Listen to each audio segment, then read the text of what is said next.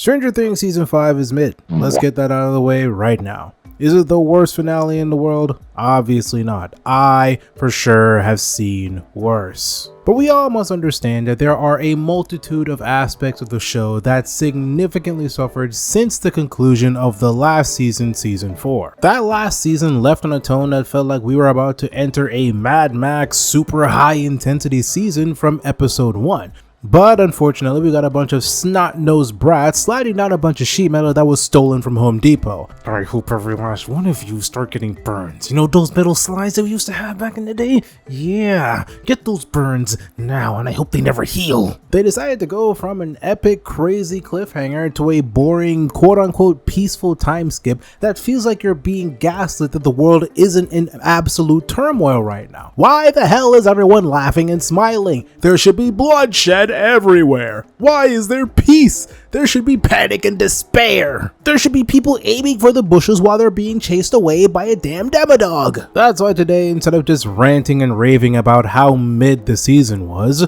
we are just going to do another episode of one of my favorite series on this channel, which is my rewrite series. So today, we're going to try and rewrite Season 5 of Stranger Things. Let's start off with the first point.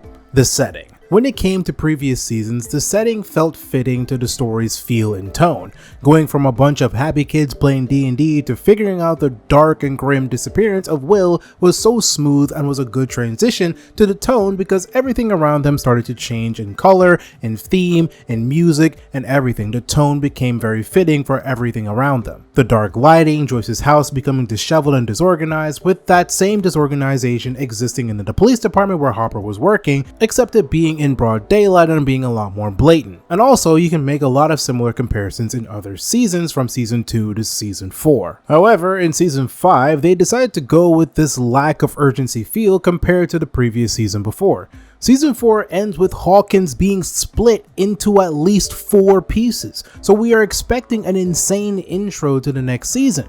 But starting off with people being happy in a literal 2-year time skip is beyond deflating. It's flattening like the damn sheet metal. If it were up to me per se, if I were to rewrite the setting in my personal opinion, I would rewrite the setting to be that a time skip did happen, but people were in quarantine zones, in protective areas where members of Hawkins are staying there because the streets are outrun and overrun with multiple demobats and demodogs, with maybe a few demogorgons running around to play as a few captains or generals taking care and leading all these other creatures all around, taking care of each section. And we could even say that Hawkins was split into 4 sections because of each of the 4 deaths that happened in the previous season. We can also make it that the government's presence was there because they were attempting to cover the holes with sheet metal or concrete, meaning that it wasn't already covered and people are already in the safe zones,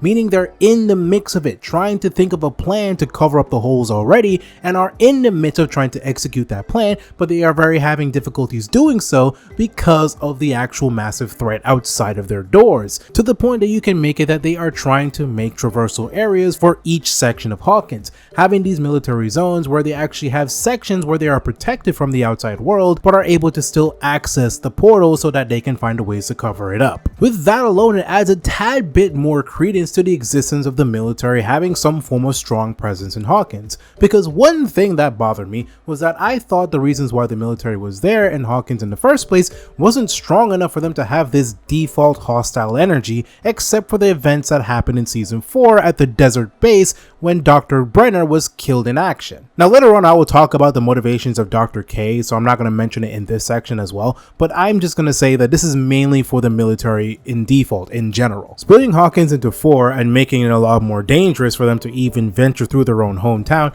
makes it a lot more personal. Not just for the main cast, but for any other side characters that may assist, making it their motivations have a little bit more skin in the game instead of them just being gaslit by the main cast. But skipping around and going past the Upside Down because the Upside Down is fine, to put it in simple terms, what I wanted to go to is the Abyss. When it comes to the Abyss, I want to make it that they have demogorgons protecting Vecna's body, so that way it's not so easy for them to just simply walk up to the actual hidden area where Vecna is hiding and just walk in and start start fighting with him. Him getting surprised that the team just caught him lacking with a plan that he quote-unquote never saw coming just makes me mad. The Duffer Brothers think I'm an idiot. Do I look like a monkey to you? Don't answer that question. But realistically, you want to lean into the fact that everything is now changed. They're in ultimate danger. But from the beginning of season 5 to the very end, the danger doesn't feel truthfully apparent. They have all of these weapons with them going into the abyss or going into the upside down, but they never really have to take it out unless they're facing the military. Nancy running around with her Rambo gun, shooting down military guns, military personnel, while Hopper is doing the same thing, with the only major threats they had to deal with the Demogorgons were characters who couldn't really defend themselves except for Mama Wheeler with her damn wine bottle. But yet, speaking of threats, let's talk about our main big bad here, Mr. Number 1, Mr. Watson Number 1 Henry, whatever the hell his name is, that wannabe Swamp Thing right there, who didn't have a concrete reason for why he needed 12 kids to do his ritual, which is beyond frustrating to me. I would have been even fine with a simple explanation of him just passing his powers through easily manipulated minds, amplifying his abilities, which would have been okay in my book, which is just a decent explanation. Is it the greatest of explanations? No, but it would have been completely better to just simply saying, oh, we just thought the number 12 was cool. Just mind you, that is their legit explanation for why he needed 12 kids. If it were up to me, I would just make Vecna lean into the terrifying aspect that he can progressively get stronger than the other kids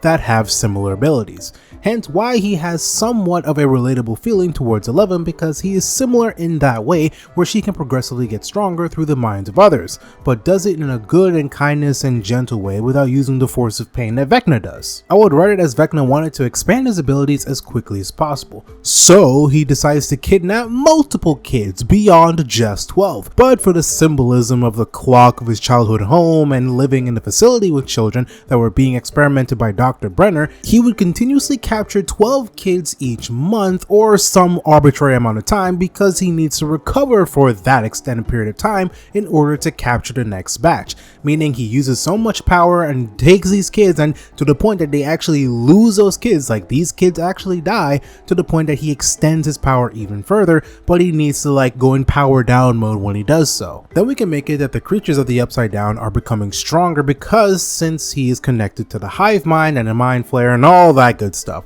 However, he is inadvertently also making someone like Will also stronger because of his advancements. But I also would make it that Vecna is not a complete and utter dunderhead. The reasons for Vecna being caught by the actual main cast in the actual seasons was explained by the Duffer Brothers to say that Vecna was just caught lacking. He was caught up in the moment because he didn't think that the main cast would think of a plan to actually get to Dimension X or Abyss, and just never thought in his wildest dreams that a bunch of people would just find a way to get there and actually catch him lacking while he's trying to capture the kids and gain his powers. This decision alone, this explanation, ruins the reasons why Vecna was so terrifying in the first place. Vecna's goals are very simple. He wants to gain ultimate power, expand the reach of the Upside Down, combine the Abyss and the main world of Hawkins, and basically essentially destroy the world or rule the world in simple terms.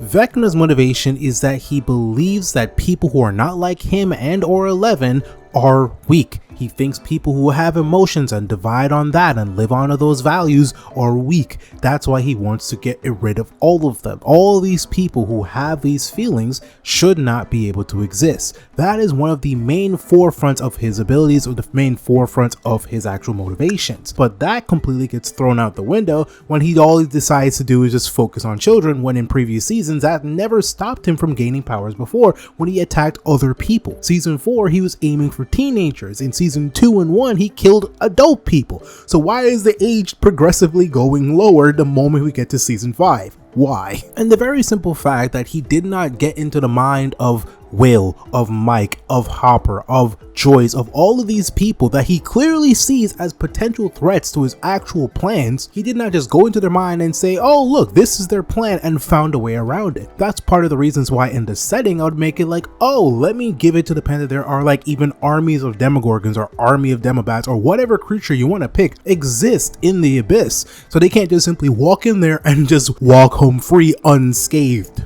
There are a lot of things I would change and shift around with Vecna's plan in Season 5 because I found so many holes in it while I was watching it, but one thing for sure that I would say is that the last 12 kids, the group that has Holly in it, if the Duffer Brothers really wanted to have the Abyss be empty, fine. But when the main team shows up, you have to have someone protecting Vecna as he is trying to build power. So just make Vecna have the ability to revive the dead loved ones from previous season. You know, call them Vecnanized, Vecna-born. You know what, let's go with Vecnamorphed. Vecnamorphed. Yeah, I didn't make up that word on the spot. I don't think so. This is it's a pretty real word. I promise. It's in the dictionary on the top word. That man lives to torture the minds of victims with fear, frustration, animosity, all of the negative emotions on the spectrum. So bring back maybe 4 or 5 characters that were dead in previous seasons and bring them back as undead protectors of Vecna. Obviously, the easiest choices would be like Eddie, Barb, Bob, and Billy, making that these characters, in a way, have to kill them again by their own hands. But if they end up defeated, Vecna pulls out a final trump card, but I will talk about that in like the next section, so those are just a few changes I would probably bring up to Vecna's plan at the latter end without changing too much about the Duffer Brothers' vision. But like I said before, you could even make it where he doesn't have to mainly focus on kids throughout the majority of his plan. Brother, you could have written Vecna like the Lich from Adventure Time, because the Lich is one of the most powerful entities in the entirety of the Adventure Time universe, and he has very little restrictions on the things he can do, but obviously with those restrictions he has to subvert them in different ways. But it's not like he can only focus on this one singular restriction, because realistically he's an all-powerful creature. He should be able to do a lot more than just simply focusing on malleable minds of children. Those slight changes alone could even make Vecna even more scary, because you can make him actually start taking away the youth of Hawkins, make it actually be a lot more tragic, because we've already killed off a bunch of characters in previous season. Why have we stopped doing it now? As for Dr. K, bro, I don't even know.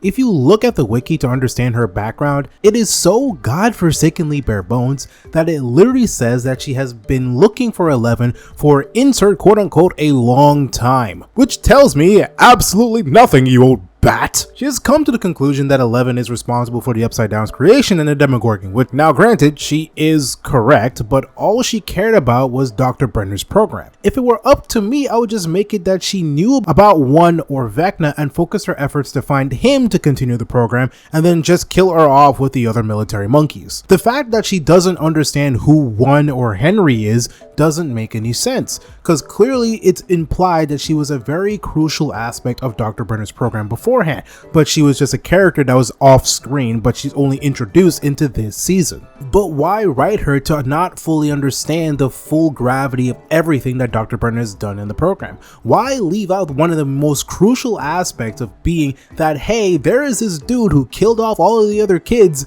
and is running this ultimate dimension on the other side of the world. We kind of want to stay away from him. Why not talk about that? Because clearly Dr. Brenner has multiple journals about 101 different things, so clearly you tell me that this governmental official who used to be a scientist or used to work with Dr. Brenner doesn't know about any of this stuff?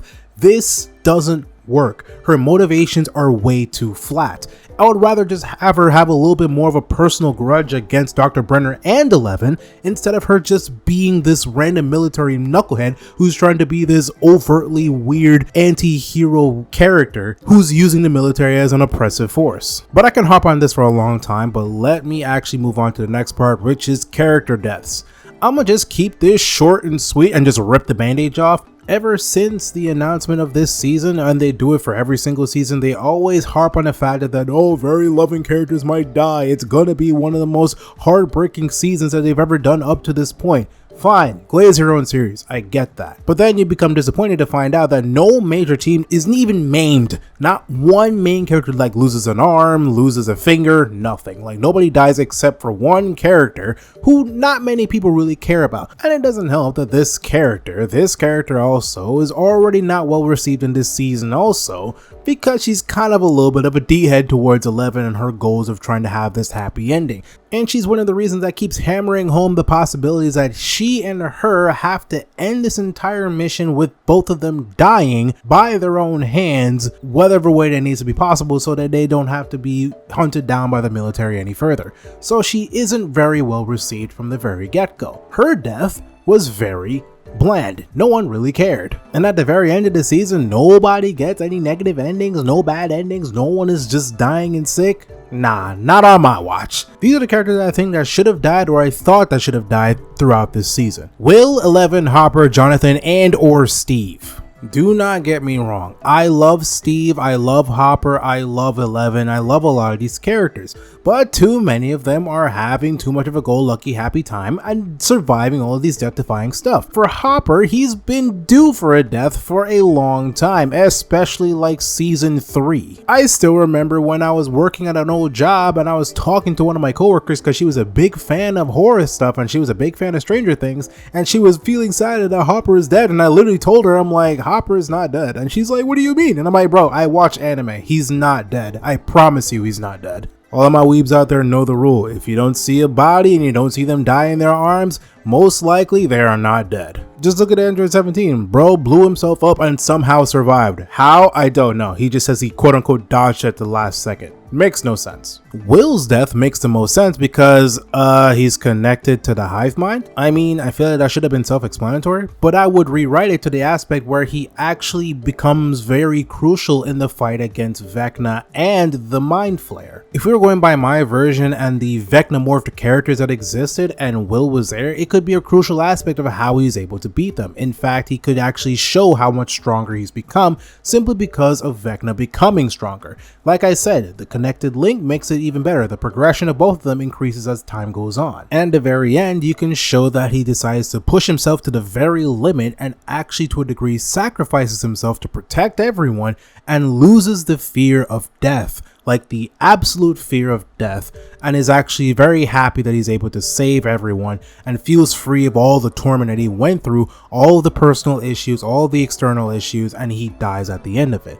11's death is very straightforward. The military is still looking for her. I would have been fine with the fact that they're destroying the Upside Down and she ends up sacrificing herself to make sure that the Upside Down stays with her. I would have been fine with that. The only thing I wouldn't do, I just wouldn't make it so ambiguous. I would make it very blatant. I would just simply say that yes, she is clearly dead. In fact, they could even have a whole funeral for her. As for Jonathan or Steve, Jonathan is just more of like, I just don't really care for his character anymore, and I feel like it would make sense he would die protecting Nancy or something, or in one aspect, both him and Steve are protecting Nancy from either the Mind Flayer or a Demogorgon or whoever the case may be, and it may be first maybe Steve, and Steve has always been protecting everyone for the main part, and at the very last bit of it, at the very end, Jonathan like knocks him out of the way so he doesn't die and he dies instead. Would it be kind of pointless? Sure, but I would have rather have that instead of just making to think that everyone is just exempt from the possibility of death. Only characters I really wouldn't touch is like the main cast, like Mike and Lucas and Dustin. The only character that I would even be fine with killing is Will. But the last bit that I want to talk about is the plot progression. The only major issue that actually made this season very hard to get through is the pacing of everything. Everyone was doing the very same thing the entirety of the time. All the changes I would do beforehand would help with the progression because there is a sense of urgency. Everything up to this point, they talk about the fact that there is a sense of urgency, but they do not present it. Everyone has time to hearts, everyone has time for expository scenes with random objects, everyone has time for arguments. The only time where I felt like arguments were warranted is when Dustin and Steve are having this massive argument about the death of Eddie, which mind you, side point, both of them are correct in the reasons why they're explaining things. Steve sees it one way and Dustin sees it another way, and I looked back and watched it at that scene, and to a degree, both of them are correct. But beyond that point, it didn't seem like they knew where the hell they were going. It didn't seem like they weren't following up on the aspects that helped to make the reasons why everything was going make sense. With Hawkins splitting into pieces, you would think that there is a time for everything to start moving pretty quickly. Not super fast where you can't follow along, but everyone is moving at a rapid pace. Season 4 had that feeling in spades because everyone was separated. Everyone was in completely different locations. There was no time for everyone to just sit down and start planning everything by minute, by day, by second. If you took your sweet bippy time trying to come up with a plan, people would start getting hurt and people would start dying. That's one of the major reasons why people ended up dying and the rifts were able to occur. This one dude pulled up on Lucas and Lucas couldn't stop and help Max to keep her from getting hurt. 11 was too slow to start beating Vecna, so that Steve and Robin and Nancy were able to beat Vecna. And even so, when they were able to beat Vecna, they weren't fast enough to actually check if he was actually gone. Time was of the essence in that season. As for this season, time was completely out of the question. Everyone had time to do anything. In the very beginning, you are given in a moment where everyone feels like they have all the time in the world, despite the fact that they're in quarantine. When I was talking about quarantine in the very beginning, I was thinking about it as it being more contained, being a lot more packed up, like people feeling frustrated and tired and annoyed and angry, because keep in mind, we are in the moments where the world is ending. We're not talking about a very moment-to-moment, situation-by-situation Marvel situation or DC situation. And with that, if they really want to have moments that are very intimate for each character, it has to be a moment where it's contained, where all of the pacing actually stops, where they just finished a major fight and they're just taking like a moment of rest. And if they want to do moments where Will decides to come out like they did the coming out scene, it doesn't need to be nearly as long. Cut that scene down, make it compact, quick, easy, and effective. And when I say quick, I do not mean that it needs to be like rushed. I mean make it impactful. Like some of the scenes we have in season 4 where Hopper's talking to Joyce, re-emphasizing to her that one of these days he is going to die, but at that moment in time he's not going to die, even though he's willing to sacrifice himself and put his life on the line to protect everyone. It's because of those scenes, that's why the sense of urgency was never left, but you still feel the heartwarming moments in between. Simple terms, I would just write it to where everything is a lot more compact and quick and to the point. All of these scenes of having too many heart-to-hearts and they were all spanning for almost about 10 minutes long were arguably just way too long. And if you are happy to admit that you had to shoot one scene for 12 hours straight, you clearly are doing something wrong. But yeah, that's all I gotta say about Stranger Things Season 5 and other things that I would change. There's a lot more I would say, but then this video would end up being like over an hour if I would talk about that, because I wrote down so many notes, but then I don't want to write a 10-page document about this because I don't really care about it that much. And I still find it absolutely hilarious that the Duffer Brothers had a bunch of people believing that there is a secret 9th episode. Today is now January 8th. So for those people who believed about that secret 9th episode, I forgot what it's called, like Calamity Gate or something like that. For those who believed in it, you guys enjoying that secret 8th episode? Is it fire? Let me know. If you have, send me a link to it so that way I can watch it for myself and confirm, you know? But yeah, it's your boy Kadukun. Hope you guys enjoyed the video. Don't forget to like and subscribe to this video. Is there any other series you want me to try and rewrite? Let me know. If you want me to be a lot more detailed, just let me know. I want to know more about what you guys feel about that. But yeah, it's your boy Kadukun. I'll see you guys next time. Peace.